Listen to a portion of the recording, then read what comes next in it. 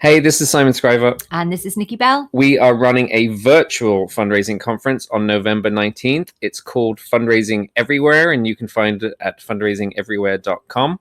There's some amazing speakers that we've got lined up for you. We've got some names on there that you will be familiar with and some speakers that you may not have heard before, but all of them will be sharing amazing fundraising methods that are proven to work, and they will be teaching us how to do that in our own charities. We've tried to make it really affordable for all organizations, but for small charities, it is completely free. So go look at it at fundraisingeverywhere.com, register now, join us. It will be accessible, it will be affordable, and it is amazing. Yes.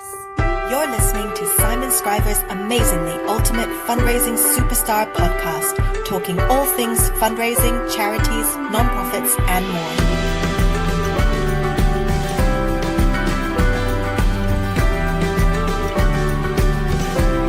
Here's your host, as always, Simon Scriver.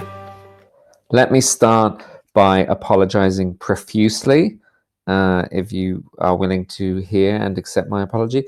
I haven't done a podcast episode for a few weeks.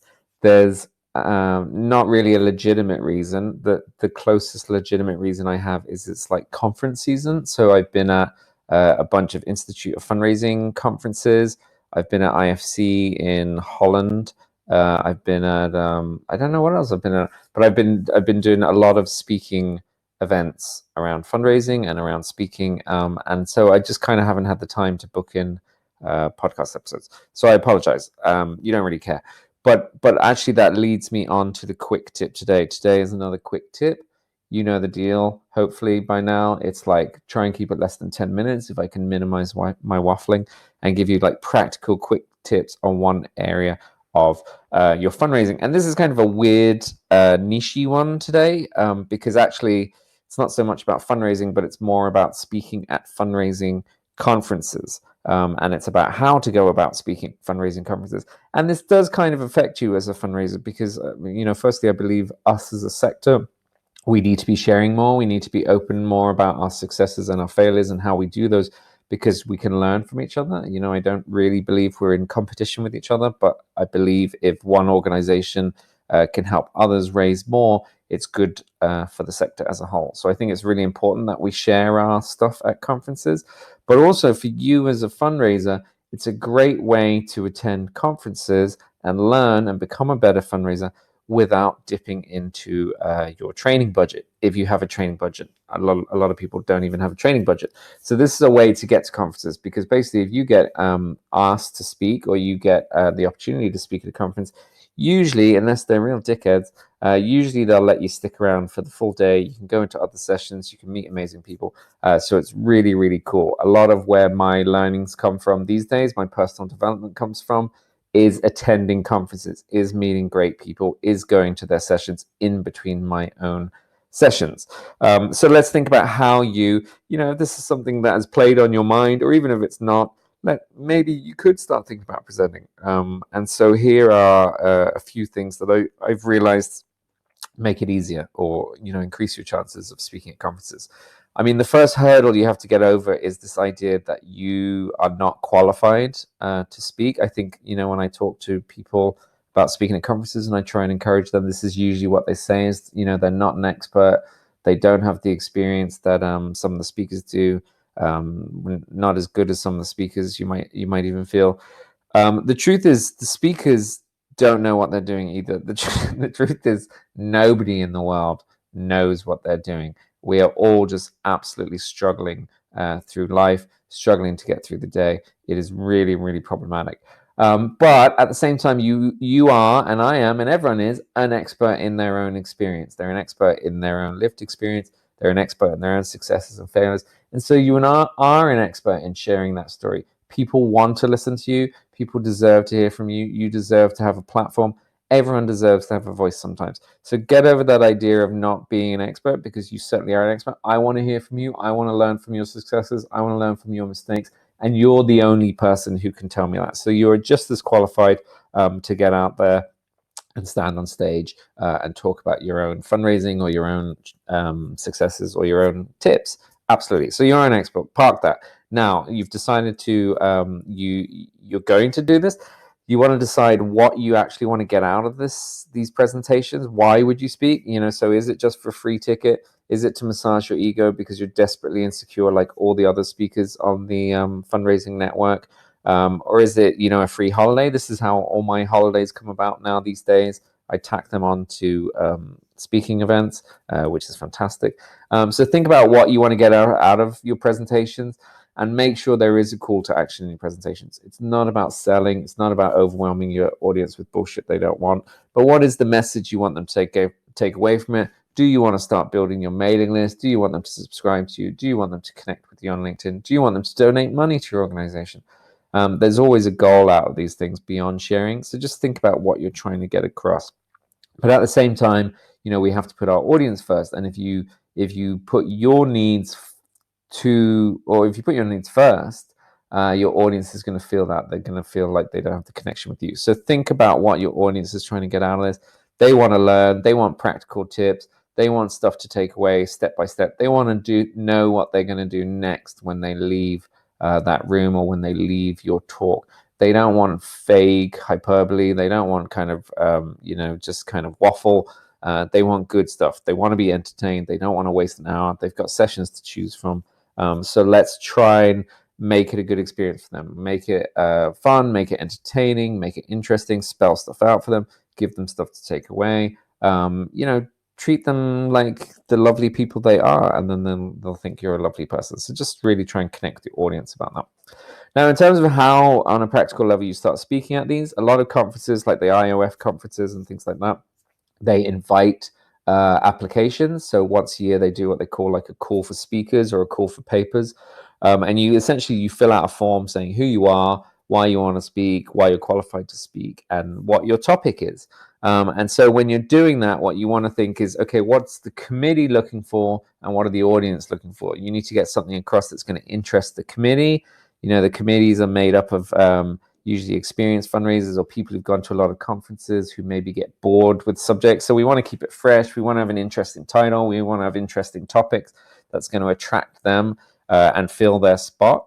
You don't have to necessarily guess what the committee is looking for. You can have a conversation with the committee or someone on the committee, get to know them, ask them what they're looking for, ask them what gaps there are, ask them what the best chance you have for speaking is. You don't just have to submit one session. You can usually submit, at least 3, sometimes a maximum of 3. But you can submit multiple sessions just to kind of cover your bases and maximize the chances you're going to get in.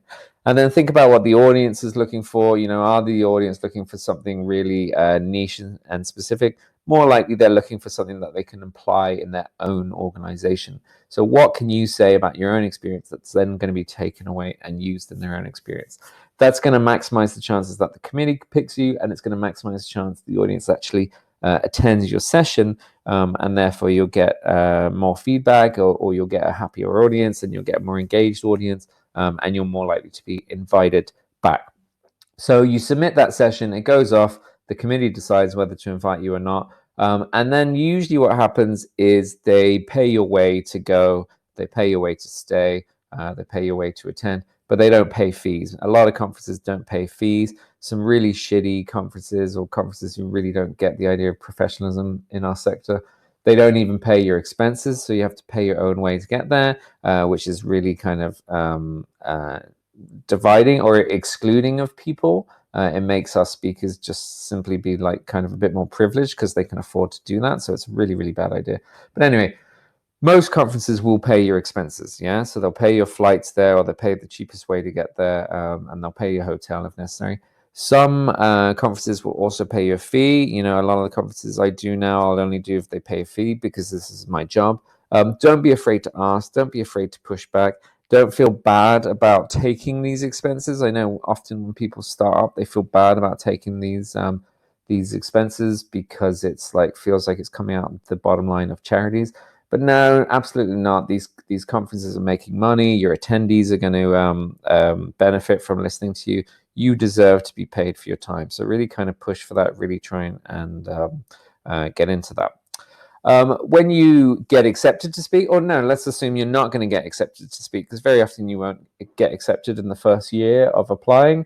At least you've got your name on their radar. try and get a bit of feedback from them about why you maybe got rejected. Try and, don't take it to heart. It might just be the wrong year, the wrong committee. I scored like perfect scores at a conference before. I got 100% at a conference before, and they didn't have me back the next year. So whatever's going on, there's always other stuff going on that you might not be aware of. So don't let it get to you. Try and get feedback where you can so you can tweak your session next year.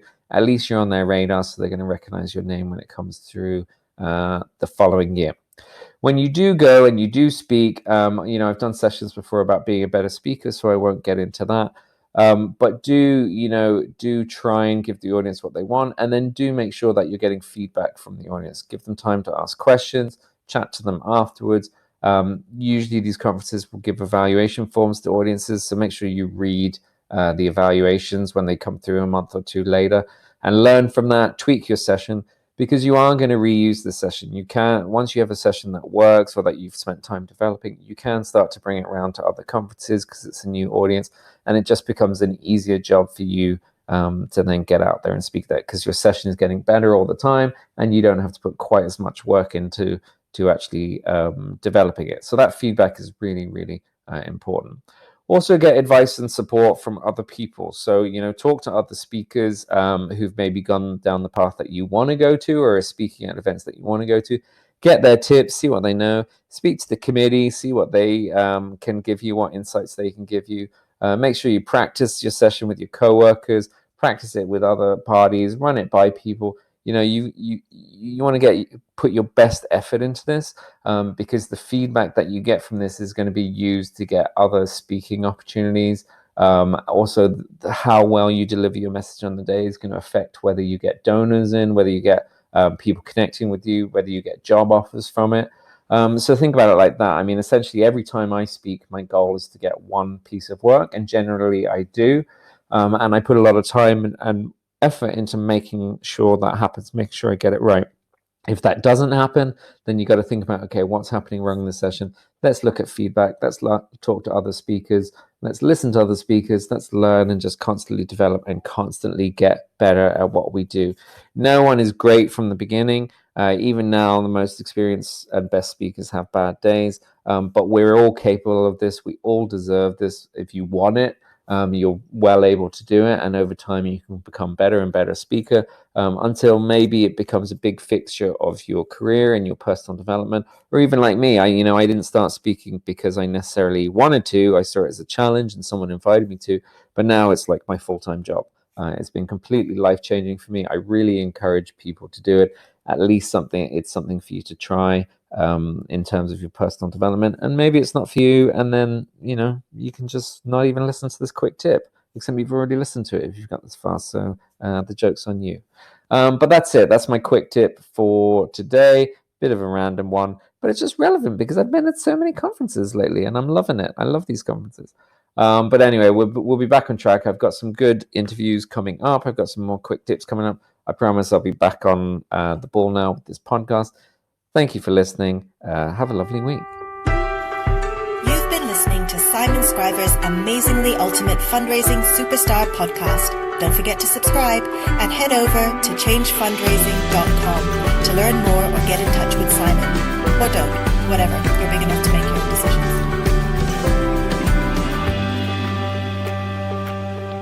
Hey, this is Simon Scriver. And this is Nikki Bell. We are running a virtual fundraising conference on November 19th. It's called Fundraising Everywhere, and you can find it at fundraisingeverywhere.com. There's some amazing speakers that we've got lined up for you. We've got some names on there that you will be familiar with and some speakers that you may not have heard before, but all of them will be sharing amazing fundraising methods that are proven to work, and they will be teaching us how to do that in our own charities. We've tried to make it really affordable for all organizations, but for small charities, it is completely free. So go look at it at fundraisingeverywhere.com. Register now. Join us. It will be accessible. It will be affordable, and it is amazing. Yes.